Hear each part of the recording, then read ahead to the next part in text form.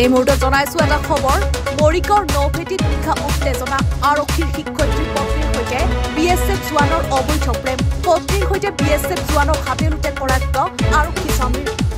কৰ্মসূত্ৰে বাহিৰত থকাৰ সুযোগ গ্ৰহণ বিএছএফ জোৱান শিক্ষয়িত্ৰীৰ পত্নীৰ পিছত স্বামীয়ে আৰক্ষীক গতাই দিয়া পত্নীসহ প্ৰেমিকক পুনৰবাৰ জনাইছো মৰিকৰ নভেটিত নিশা উত্তেজনা আৰক্ষীৰ শিক্ষয়িত্ৰীৰ পত্নীৰ সৈতে বিএছএফ জোৱানৰ অবৈধ প্ৰেম পত্নীৰ সৈতে বিএছএফ জোৱানক হাতে লুটে কৰায়ত্ব আৰক্ষী স্বামী কৰ্মসূত্ৰে বাহিৰত থকাৰ সুযোগ গ্ৰহণ বিএছএফ জোৱান শিক্ষয়িত্ৰীৰ পত্নীৰ পিছত স্বামীয়ে আৰক্ষীক গতাই দিয়ে পত্নীসহ প্ৰেমিকক কি হৈছিল ঘটনাটো মানে এই কন্দৰ্প কুমাৰ নাথ বুলি এটা বিএছএফৰ ল'ৰা চৰাইবাহীৰ মোৰ ফেমিলিৰ লগত অবৈধ সম্পৰ্ক হৈ আছে আৰু আজি 3 দিনৰ পৰা মোৰ ঘৰত সোমাই আছে সি ফেমিলিয়ে ঘনীয়ে মোক কুইন দেৱী হেকেনামাৰী এলপি স্কুলৰ শিক্ষয়িত্ৰী তেখেত মোক ঘৰত সোমাব নিদিয়ে আজি 3 মাহ কাৰণ মই পইচা ইএমআই দিব পৰা নাই কাৰণে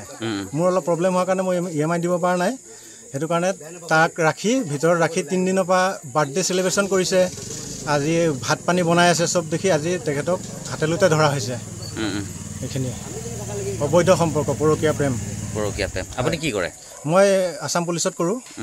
মই হাফলঙত থাকো মই কিবা কাৰণে আজি আহোতে এখিনি কেছ উদ্ধাৰ হ'ল কিন্তু আজি 3 দিনৰ পৰা তাই এইবিলাক কৰি আছে আপুনি হঠাৎ আহোতে তেনেকৈ দেখা পোৱা তাৰপিছত আৰক্ষী প্ৰশাসনে যিজন ভিক্টিম তেখেতক উঠাই লৈ গৈছে